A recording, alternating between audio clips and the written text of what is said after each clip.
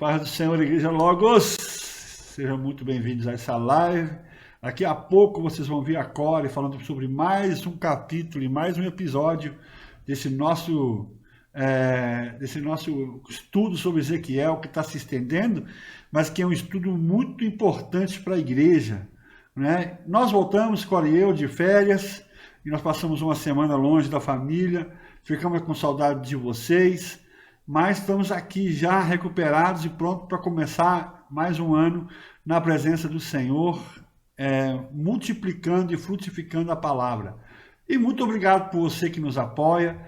Nós tivemos no Espírito Santo e lá também encontramos alguns irmãos que falaram que não perdem uma quarta-feira. Teve um até que disse que prefere a Core do que eu pregando, que gosta muito das mensagens da Core. E isso, a gente não tem disputa entre eu e Core, a gente é um corpo só, não tem diferença se é ela ou se sou eu, mas é muito bom ouvir pessoas dizer que estão curtindo, e não é só lá por onde nós passamos, pessoas falando que assistem nossa live. Se você é de longe ou se você é aqui de perto, quero desejar a bênção do Senhor. Aproveita para ouvir e aproveita para aprender, porque esse estudo, meus irmãos, em quase nenhum lugar você vai encontrar. Antes de tudo, eu entrei, porque hoje eu quero fazer uma oração especial pela Ana. A Ana foi, para quem conhece, a Ana é uma irmã da nossa igreja, ela fez uma cirurgia muito complicada na cabeça, não é? E foi muito bem sucedido. A última notícia é que ela estava tendo um pouco de dor. Lógico, né? Se você faz uma cirurgia na cabeça, deve doer. Mas nós vamos orar por ela. Também quero orar por uma irmã nossa que está internada na Holanda com corona, um caso muito grave. E parece, meus irmãos, que a situação na Europa está complicando de novo, que esse negócio fique por lá, que não venha para cá, em nome do Senhor Jesus. Amém? Vamos logo fechar nossos olhos. Eu quero começar esse estudo e também orando por essas pessoas. Pai, te agradeço muito por esse dia, te agradeço por esse estudo, pela vida da Core. Te louvo, Senhor, porque tu nos proporciona esse meio para divulgar a mensagem preciosa do teu evangelho e da tua escritura. E assim nós entregamos todos os ouvintes na tua presença. Mas entregamos especialmente nessa noite a família do Reginaldo. Senhor, os filhos, o Reginaldo, a sua mãe, a sua sogra, a Ivete, Senhor, mas especialmente a vida da Ana na tua presença. E tu põe a mão naquela cabeça, que haja realmente uma recuperação rápida. Senhor, também oramos, Senhor, pelos preparatórios para a nova cirurgia que vai ter que acontecer aqui há alguns meses. O Senhor é o Deus que está por cima de todas as coisas. Oramos pela Elaine, Senhor, para que tu esteja nesses dias também com ela. Senhor, quando ela está fazendo todo esse tratamento contra esse câncer. Senhor, dá a ela vitória, Pai, sobre essa doença. Oramos pela nossa irmã na Holanda, a Jane, Senhor, que está internada, Senhor, com corona gravíssimo. Para ti não há impossíveis. E nossa igreja ora, porque nós já tivemos tantas respostas nos últimos meses que o Senhor nos atendeu, Senhor. Eu quero te pedir, em nome de Jesus, que tu sustente essas vidas. Sustente a nossa igreja Logos, Pai, para que todos, Senhor, possam realmente continuar firmes na fé e firmes também nos cultos, em nome do Senhor Jesus. Amém? Igreja, quero convidar vocês para domingo estarem na igreja. Não deixa de participar, não. Na Europa, as igrejas abriram, estava todo mundo na igreja de novo, e agora fecharam as igrejas de novo.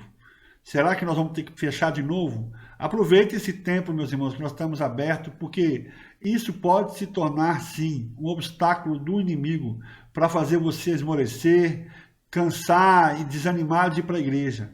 Vamos para a igreja domingo, hein? Quero todos vocês lá. Deus abençoe vocês. Bom culto, boa mensagem. Tchau!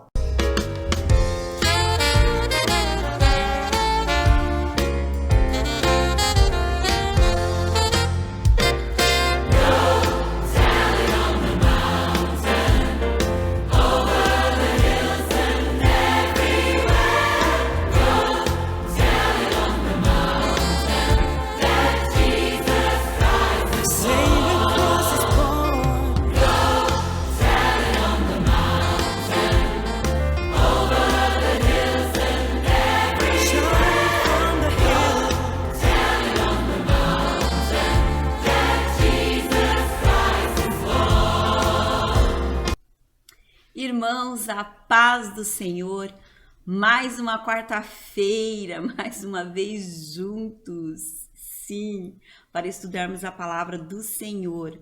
E nós estávamos estudando Ezequiel capítulo 30, nós estávamos falando sobre o julgamento e a sentença sobre a nação do Egito. E nós vamos ler o versículo 1 ao 5, lendo a sentença de Deus sobre essa nação que se sentou na cadeira de Deus, que se tornou orgulhosa, que não confiava no Senhor. Então aqui nós estamos vendo uma sentença, nós tivemos um julgamento, Deus julgou essa nação e veio sobre essa nação a sentença. Veio a mim a palavra do Senhor dizendo: Filho do homem, profetiza e dize: assim diz o Senhor, gemei, aquele dia, porque está perto o dia, sim, está perto o dia do Senhor. Dia nublado será o tempo dos gentios.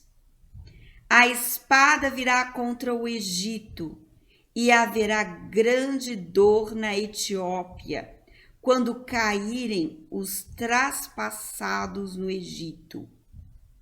O seu povo será levado para o cativeiro. Então aqui os irmãos já estão vendo uma sentença, certo? O que vai acontecer? O que vai acontecer?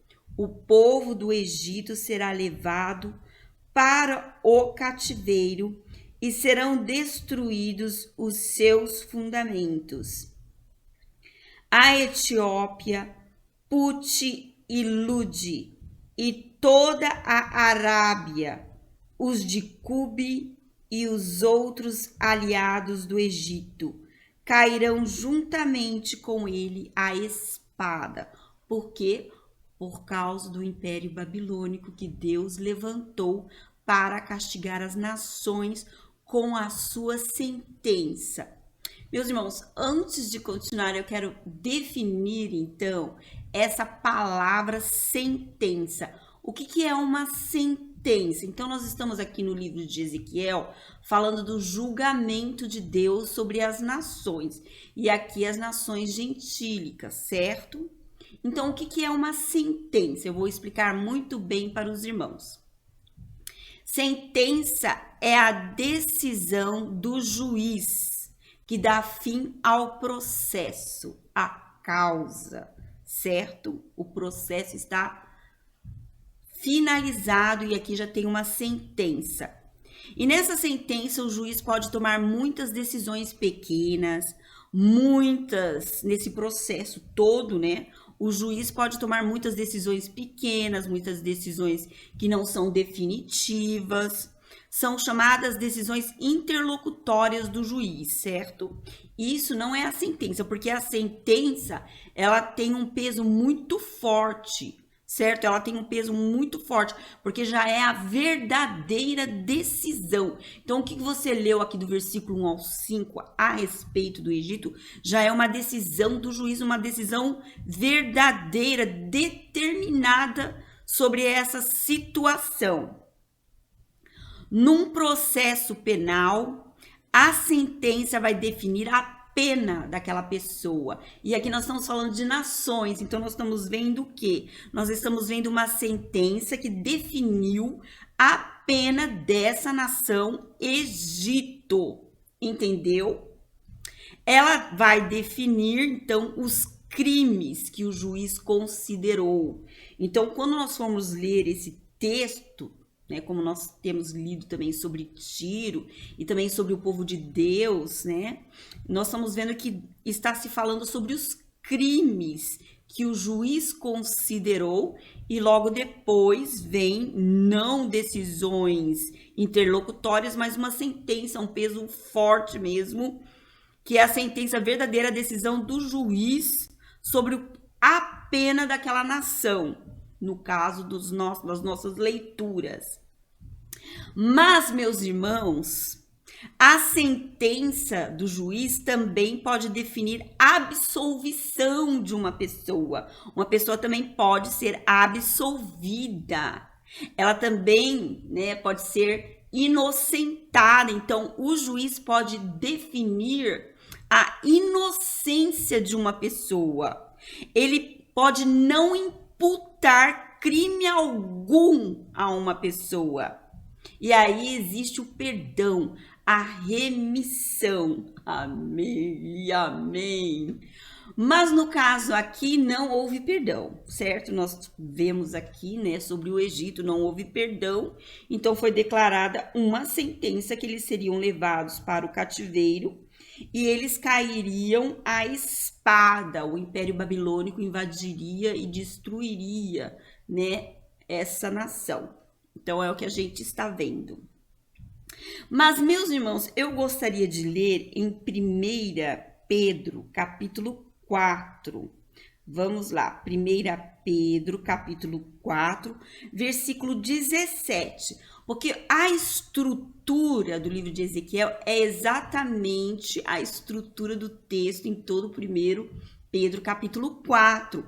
Porque eu quero relembrar aos irmãos 2 capítulos que não foram gravados, porque eles foram estudados antes da pandemia e não foram gravados. Então, eu vou ler 2 textos, não sobre as nações gentias, mas sobre o povo de Deus, porque olha o que está escrito em 1 Pedro, capítulo 4, 17, e essa é a estrutura do livro de Ezequiel. O julgamento não começa com o Egito, nem com Tiro, nem com nenhuma outra nação, certo? Os moabitas que nós tínhamos estudado e tudo mais, mas com a casa de Deus. Então, o que está escrito em 1 Pedro, capítulo 4, versículo 17? Porque a ocasião de começar o juízo pela casa de Deus é chegada. Sim. Então, nós estamos lendo no Novo Testamento que esse juízo já começou. E ele começa pela casa de Deus, certo? Pela casa de Deus. Ora, se primeiro vem por nós, qual será o fim daqueles que não obedecem ao evangelho de Deus? Então, o julgamento começa pela casa de Deus, e isso já foi estudado no livro de Ezequiel. Então, eu vou recapitular, antes de nós continuarmos, Ezequiel capítulo 30, sobre a sentença sobre o Egito, eu vou recapitular a sentença sobre a casa de Israel, porque começa sempre com a nossa casa, certo? Com a casa de Deus. E aí os irmãos podem, então, comparar esse julgamento de Deus sobre sua própria casa com os julgamentos das outras nações, certo? E o fim vem, meus irmãos, o fim vem, já começou com o juízo, e o fim vem, que nós estaremos perante Deus, perante o juiz, e aí todos nós receberemos uma sentença. A sentença será para todos nós, todos, certo? E nesse caso aqui do Egito, por exemplo, não foi uma boa sentença. E agora nós vamos ver o que aconteceu com a casa de Israel, certo? Então, isso está em Ezequiel. Vamos nos relembrar para quem teve essa aula, mas agora pode ser uma novidade, porque não foi gravada essa lição. Ezequiel, capítulo 7, versículo 1. E o título é: O fim vem, meus irmãos, o fim vem, vem mesmo, certo?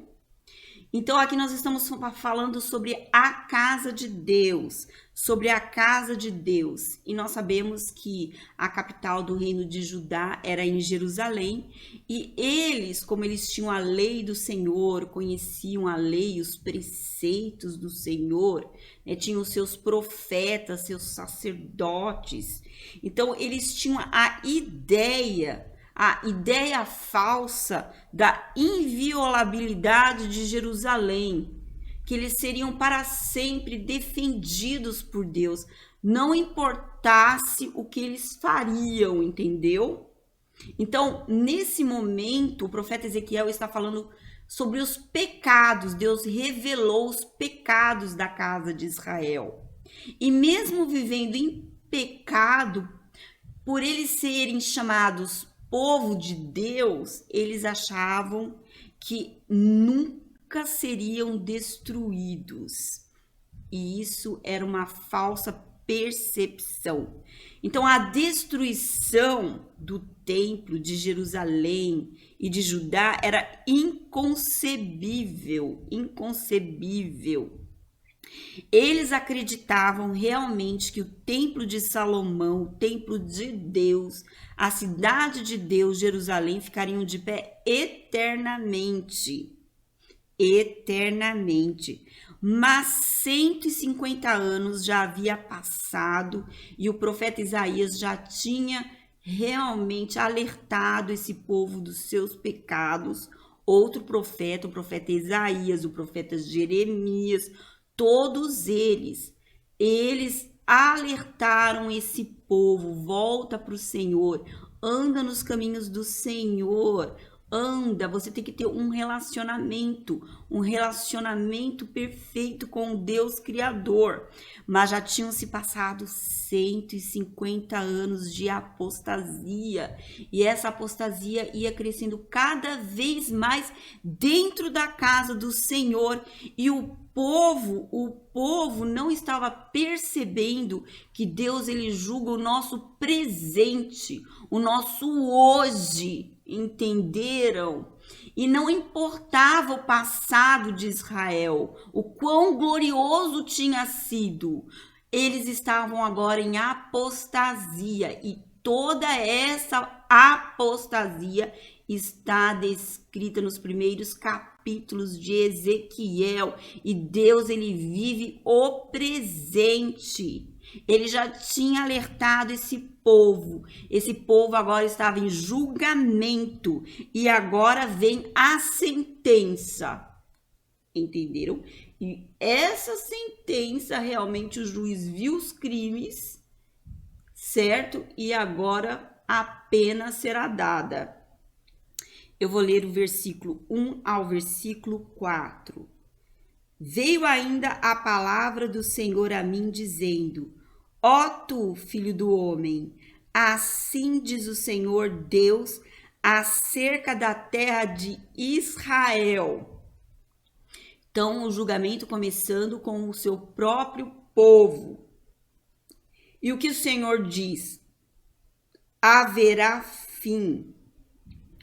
O fim vem sobre os 4 cantos da terra.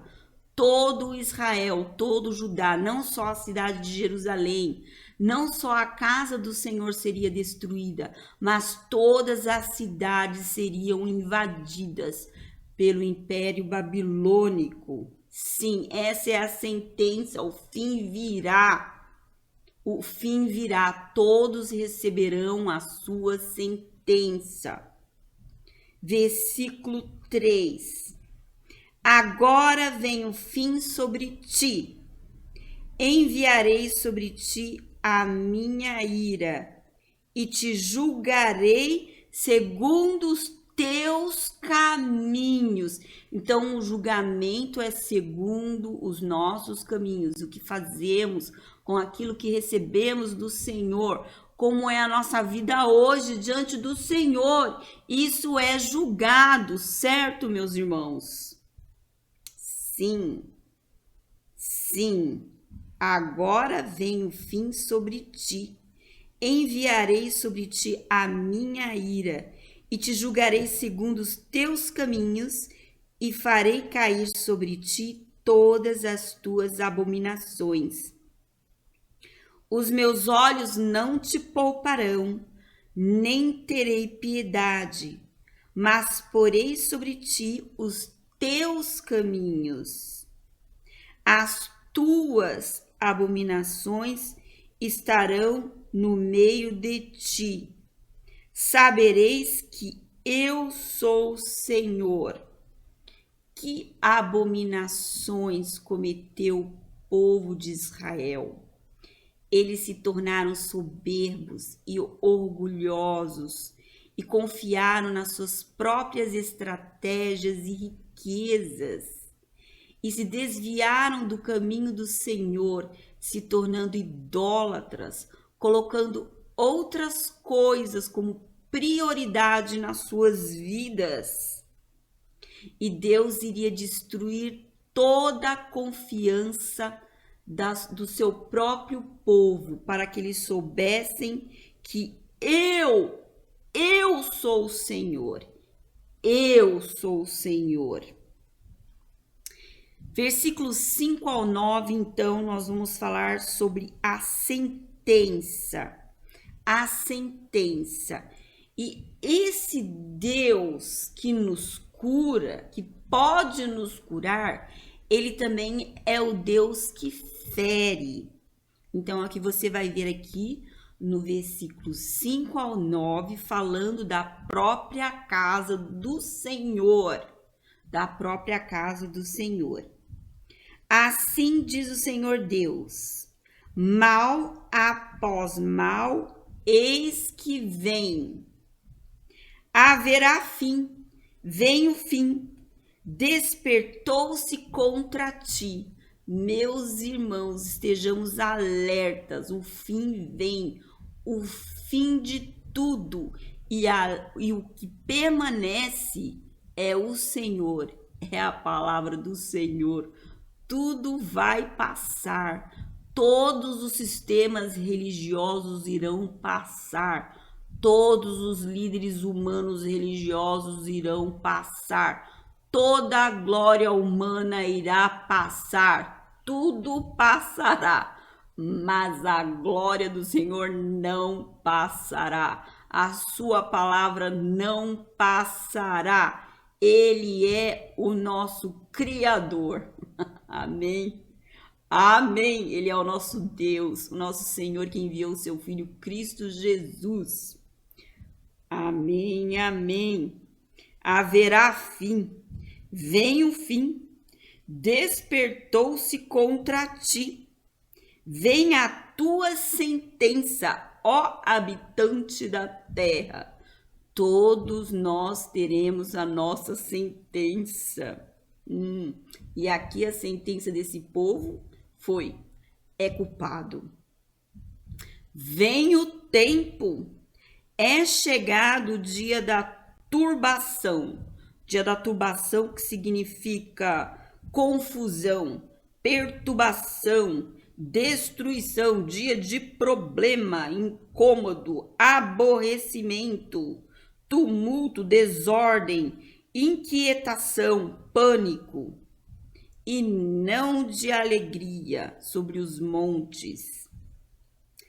Agora em breve derramarei o meu furor sobre ti, cumprirei a minha ira contra ti, julgar-te-ei segundo os teus caminhos, e porei sobre ti todas as tuas abominações. Meus irmãos, o fim está próximo, Jesus voltará, ele é o juiz, sim, e nós compareceremos diante do juiz, e ele dará a nossa sentença segundo os nossos caminhos. Não é segundo a sua fé, o que você acredita, o que você sente, a sua emoção. Não. Aqui é segundo o seu caminho. Segundo o seu caminho. Certo? Assim te castigarei, e as tuas abominações estarão no meio de ti.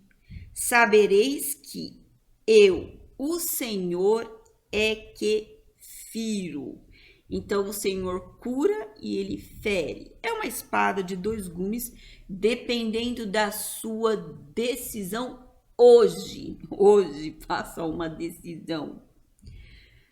Meus irmãos, e eu vou falar o versículo 10 ao versículo 13, e aqui explica que essa sentença surgiu finalmente porque a vara floresceu. A violência chegou ao seu clímax. Aquela sociedade se tornou tão violenta e hipócrita. Eram religiosos, tinham cara de piedade, conheciam as escrituras, mas não existia amor. Eles eram violentos e corruptos. E então brotou a sentença. Por quê? Porque a violência tinha chegado no seu clímax, certo? É isso que está escrito do versículo 10 ao versículo 13. Eis o dia, eis que vem, brotou a tua sentença, já floresceu a vara, reverdeceu a soberba. Então, a soberba, o orgulho, aqueles homens não mais se arrependeriam, né, do seu próprio orgulho, da sua própria confiança. E o versículo 11 continua descrevendo: levantou-se a violência para servir de vara perversa. E essa violência toda, esse orgulho, era tudo envolvido com a confiança deste povo na sua própria inteligência, na sua riqueza, na sua popularidade. Nada restará deles, nem da sua riqueza, nem dos seus rumores, nem da sua glória. A glória que vai permanecer é a glória do Senhor Jesus e desse Senhor em nós, se crermos. Amém. Vem o tempo, é chegado o dia que compra, não se alegre, e o que vende não se entristeça. Então, o que acontece aqui? Há uma invasão, a sentença foi a invasão do Império Babilônico, que destruiu toda aquela riqueza, toda aquela glória, e não haveria nem mais compra, nem mais venda, seja de bens materiais, ou então de ideias, ideologias, filosofias, crenças. Não haveria nem mais venda, nem mais compra. Tudo isso cessaria, esse comércio finalizaria. O que compra não se alegre, e o que vende não se entristeça, porque a ira ardente está sobre toda a multidão deles. Porque o que vende não tornará a possuir aquilo que vendeu. Aqui está se referindo ao ano de jubileu, porque uma pessoa poderia vender a sua propriedade para pagar as suas dívidas. As pessoas poderiam fazer negócios e no ano de jubileu eles poderiam então restituir aqueles bens de volta. Eles deveriam ser devolvidos, mas eles não viveriam para isso. Eles não viveriam para essa restituição. Restitui. Não haverá tempo para restituição, porque o fim veio antes da restituição. Então, por isso está escrito: porque o que vende não tornará a possuir aquilo que vendeu, por mais que viva, porque a profecia contra a multidão não voltará atrás. Ninguém fortalece a sua vida com sua própria iniquidade. Ninguém. Nós somos fortalecidos pelo Senhor, pela palavra de Deus. E ninguém se fortalece com sua própria iniquidade. Eles tentariam se proteger da invasão que Deus estava mandando por meio do Nabucodonosor. Então, o versículo 14 fala que eles até tocariam a trombeta, mas de nada adiantaria. O exército israelita não teria força nenhuma contra o exército babilônico. Tocaram a trombeta e prepararam tudo, mas não há quem vá à peleja porque toda a minha ira ardente está sobre toda a multidão deles. Então, quando veio o Império Babilônico, o que aconteceu? Fora da cidade tinha espada. Quem fugisse para fora da cidade seria morto à espada. Quem ficasse dentro da cidade sem alimentação, sem saneamento básico, né? Porque fizeram um cerco ao redor da cidade, então morreriam de peste e de fome. Então é isso que está no versículo 15. Fora está a espada, dentro a peste e a fome. O que está no campo morre a espada, e o que está na cidade, a fome e a peste o consomem. Se algum deles, fugindo, escaparem, estarão pelos montes como pombas dos vales, todos gemendo, cada um por causa da sua iniquidade. Todas as mãos se tornarão débeis e todos os joelhos em água. Cingir-se-ão de pano de saco e o horror os cobrirá. Em todo o rosto haverá vergonha e calva em toda a cabeça. E toda aquela riqueza que eles tinham, tudo que eles tinham não serviria de nada. Quando o fim vem, não adianta riqueza nenhuma, nenhuma prata, nenhum ouro, nenhuma riqueza pode nos salvar da sentença, certo? E é o que nós vemos aqui no versículo 19. Toda a confiança do homem no seu orgulho, na sua riqueza, no que conquistou, não vai salvar no dia do fim. E o fim vem com a sua sentença. É o que diz aqui. A sua prata lançarão pelas ruas, e o seu ouro lhe será como sujeira. Nem a sua prata, nem o seu ouro os poderá livrar no dia da indignação do Senhor. E eu digo que todos nós passaremos por isso, porque nós seremos julgados, todos nós teremos a nossa sentença. Nenhuma inteligência própria, nenhum ouro, nenhuma prata pode nos livrar do dia da indignação do Senhor. Nada pode nos livrar de sermos culpados de uma sentença como essa. Sim, eles não saciarão a sua fome. E aí tem essa sentença sobre esse próprio povo de Deus, e isso aqui é uma tragédia, meus irmãos, porque nesse momento de tragédia eles vão procurar alimento e não vão conseguir. Mas pior ainda, eles não vão ouvir mais a voz do próprio Deus. E essa fome vai além de uma fome material. É uma fome espiritual, onde as pessoas vão buscar uma palavra, vão buscar um alívio, vão buscar o próprio Deus, mas não vão encontrar, porque a sentença já foi dada. Sim, a sua prata lançarão pelas ruas, e o seu ouro lhe será como sujeira. Nem a sua prata, nem o seu ouro os poderá livrar no dia da indignação do Senhor. Eles não saciarão a sua fome, nem lhes encherão o estômago, porque isto lhes foi o tropeço para cair em iniquidade.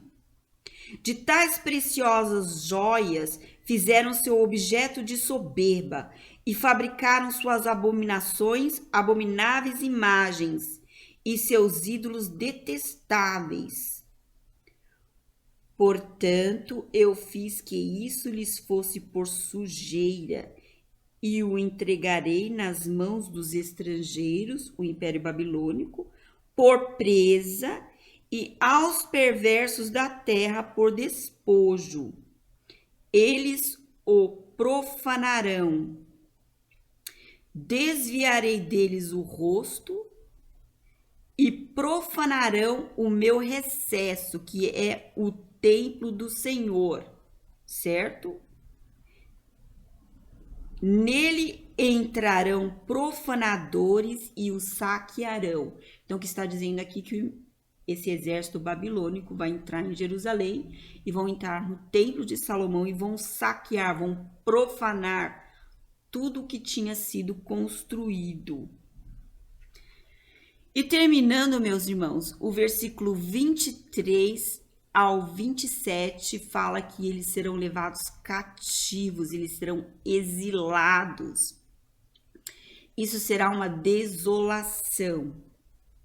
Desviarei deles o rosto e profanarão o meu recesso. Nele entrarão profanadores e o saquearão. Faze cadeia, porque a terra está cheia de crimes de sangue. Então, o juiz, ele está dizendo e apontando o crime, o que eles cometeram. E aqui está claro. Faze cadeia, porque a terra está cheia de crimes de sangue e a cidade cheia de violência. Farei vir os piores de entre as nações que possuirão as suas casas. Farei cessar a arrogância dos valentes e os seus lugares santos serão profanados. Vem a destruição. Então, nós estamos lendo a sentença sobre o povo de Deus que andava longe dos caminhos do Senhor. E o Senhor não os poupou, certo? Vem a destruição, e ela veio. Eles buscarão paz, mas não há nenhuma. Virá miséria sobre miséria, e se levantará rumor sobre rumor. E aí, meus irmãos, o que acontece? Sim, aí o que acontece quando pessoas que conhecem o Senhor estão angustiadas e perplexas com a destruição. Elas buscarão então falsos profetas, aqueles que apenas pregam prosperidade e não pregam a verdadeira palavra do Senhor, que é: o fim está próximo. Tome uma decisão, sim, e essa terra se encherá de violência.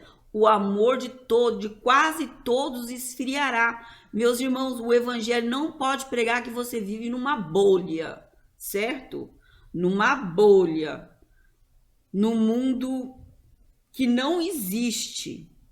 A igreja, sim, ela é perseguida quando nós confiamos no Senhor. E isso tudo acontece de fato. Pessoas que se envolvem com o Senhor, mas não permanecem fiéis. E a salvação, ela não é para sempre. Quando viramos as costas para o Senhor e não ouvimos mais a voz do Senhor, vem sim a destruição.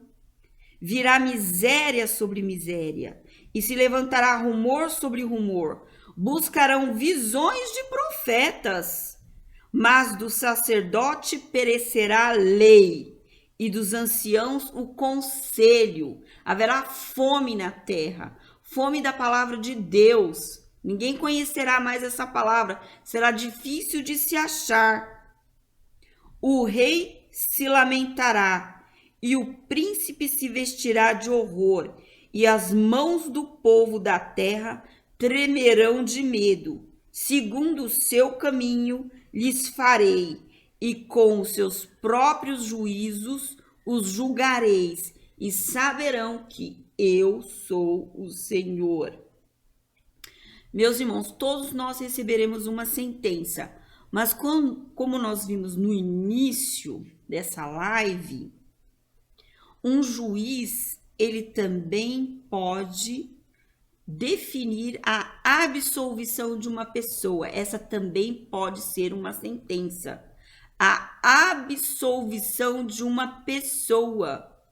O juiz também pode definir que uma pessoa seja inocente e não imputar crime algum.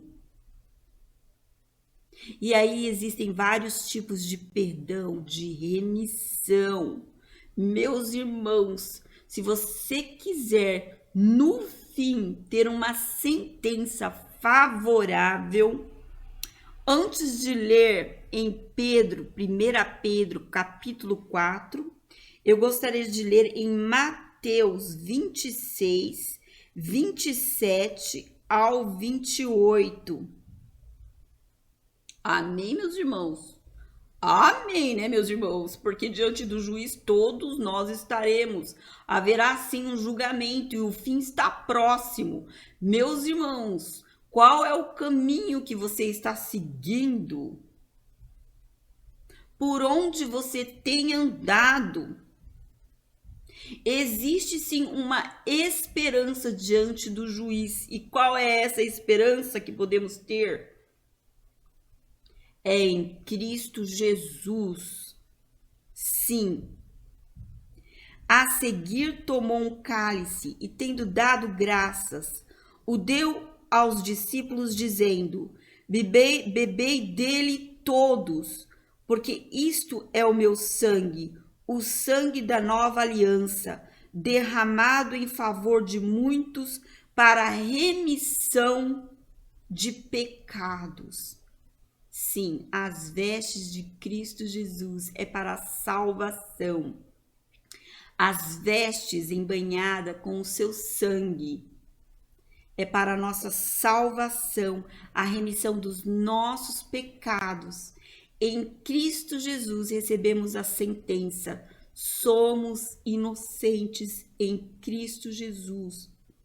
Confessamos os nossos pecados, confessamos o nosso orgulho, confessamos que estávamos longe do nosso Criador, pedimos perdão a Cristo Jesus e queremos receber de Cristo Jesus as suas vestes de salvação para a remissão dos nossos pecados e estarmos justos diante de Deus naquele dia, porque o fim vem.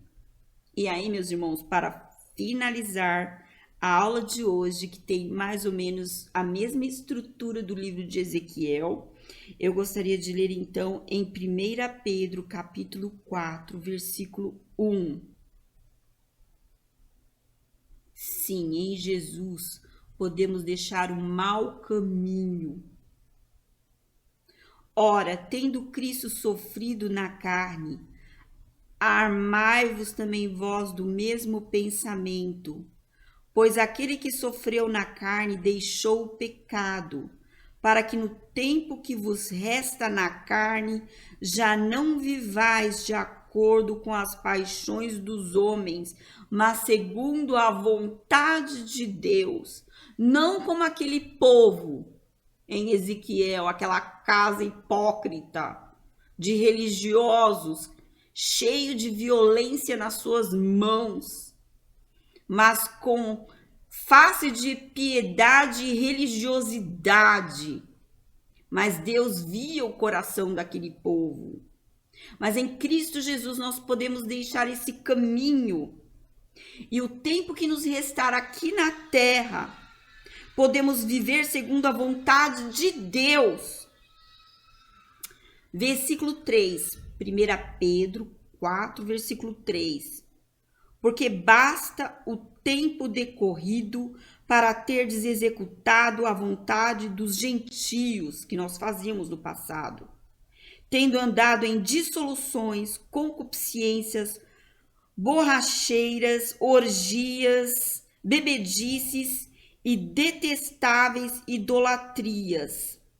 Por isso, difamando-vos, estranham que não concorrais com eles ao mesmo excesso de devassidão. Hoje nós somos perseguidos porque já não andamos nesse caminho.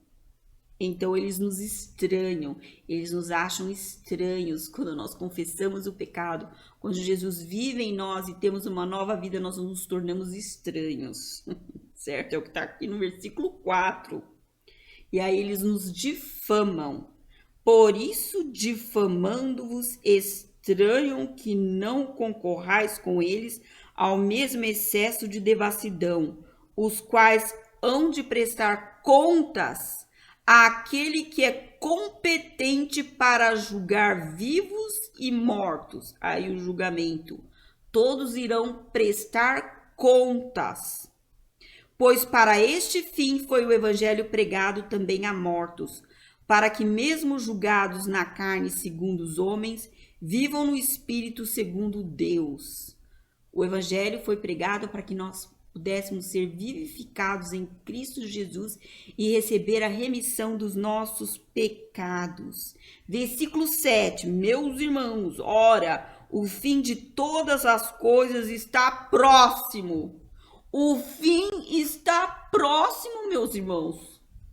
Sim, o tempo que te resta, viva de acordo com a vontade de Deus, porque o fim está próximo de todos nós. Tudo desaparecerá, só a palavra permanecerá. Sim, ora, o fim de todas as coisas está próximo. Sede, portanto, criteriosos e sóbrios, a bem das vossas orações. E aí, meus irmãos, sabe qual o caminho que devemos seguir? É o amor e não violência nas mãos, certo? Ora, o fim de todas as coisas está próximo. Versículo 8. Acima de tudo, porém, tende amor intenso uns para com os outros, porque o amor cobre multidão de pecados. E é isso o caminho que devemos seguir. Onde há muita perseguição contra a igreja, porque nós somos estranhos, certo? Porque não agimos, né, como no passado. Meus irmãos, a comunhão em amor, isso é para nós um bálsamo, meus irmãos. Isso é um consolo nessa terra de tanta perseguição. O amor é um consolo. Sede mutuamente hospitaleiros sem murmuração, servi uns aos outros, cada um conforme o dom que recebeu, como bons despenseiros da multiforme graça de Deus. Se alguém fala, fale de acordo com os oráculos de Deus. Se alguém serve, faça-o na força de Deus, que Deus supre, para que em todas as coisas seja Deus glorificado, por meio de Jesus Cristo, a quem pertence a glória, o domínio pelos séculos dos séculos. Amém. E aí, terminando, amados, não estranheis o fogo ardente que surge no meio de vós, destinado a provar-vos, como se alguma coisa extraordinária vos estivesse acontecendo. Pelo contrário, alegrai-vos na medida em que sois coparticipantes dos sofrimentos de Cristo, para que também na revelação de sua glória vos alegreis exultando. Naquele dia será um dia de alegria para quem recebeu a remissão dos pecados, quem recebeu a sentença é inocente. Versículo 14. Se pelo nome de Cristo sois injuriados, bem-aventurados sois, porque sobre vós repousa o Espírito da glória e de Deus. Não sofra, porém, nenhum de vós como assassino, igual aquele povo que acabamos de ler, que recebeu uma bela de uma sentença, certo? Uma sentença de espada, de fome e peste, certo? Não sofra, porém, nenhum de vós como assassino ou ladrão ou malfeitor, ou como quem se intromete em negócios de outrem, certo? Mas se sofrer como cristão, não se envergonhe disso. Antes glorifique a Deus com esse nome. Porque a ocasião de começar o juízo pela casa de Deus é chegada. Já é, certo? É chegada. Deus, ele vê a sua igreja, ele já está julgando o que você fez com a palavra de Deus. Ora, se primeiro vem por nós, qual será o fim daqueles que não obedecem ao evangelho de Deus? E se é com dificuldade que o justo é salvo, onde vai comparecer o ímpio, sim, o pecador? Por isso também os que sofrem segundo a vontade de Deus, encomendem a sua alma ao fiel Criador na prática do bem, não na prática do mal, como nós vimos, certo? Aquilo que a casa de Deus na época de Ezequiel fazia, com as mãos sujas de sangue e violência, idolatria e abominações. Qual o caminho que estamos andando? Como andamos hoje? E no tempo que nos resta, como andaremos, meus irmãos? Como andaremos? É muito fácil falar do Egito, mas o julgamento começa com a casa de Deus e já é chegado esse julgamento. Já é, meus irmãos, isso é para nós então tomarmos hoje uma decisão de estarmos cada vez mais próximos do Senhor. Amém, amém. E é essa a mensagem que eu queria passar para os irmãos. Vamos orar. Senhor Jesus, queremos nos preparar para o dia do juízo, o dia do julgamento. Nós pedimos perdão dos nossos pecados. Nós reconhecemos que Tu és o Criador dos céus e da terra, que nada podemos. A salvação não vem das nossas obras, não vem de nós, mas vem de Ti. Compadeça-te de nós, Senhor Jesus. Tenha misericórdia das nossas almas, das nossas vidas. Perdoa os nossos pecados, Senhor Jesus. Senhor, venha com a remissão dos nossos pecados. Lava o nosso coração. Senhor, nós queremos uma sentença favorável. Queremos ser inocentes nesse dia, Senhor Jesus. Inocentes, cobertos pelas vestes de Cristo Jesus, pelas vestes de salvação. Amém e amém, meus irmãos. Inscreva-se nesse canal, deixe seu like. Pastor Natanael, vamos nos apegar ao nosso Redentor. Ele é o nosso Redentor. Ele nos redimiu.